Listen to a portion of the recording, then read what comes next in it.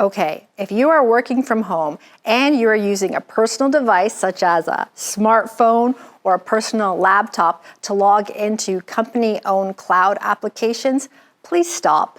Unless your device is covered under one of the company's managed security plans, you could accidentally introduce a virus or a hacker into the company's network.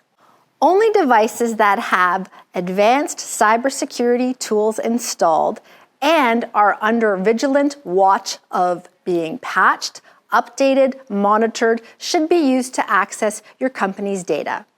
Remember that data in the cloud is just as vulnerable as data at your office. In fact, 59% of all ransomware incidents where the data is successfully encrypted involve data in the public cloud.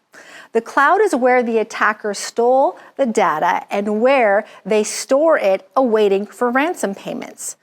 Just a reminder that we can set up a way for you to work from home securely. So call our office if you'd like assistance with this. And if you have any questions about cybersecurity or some other IT-related issues, book a quick 10-minute call.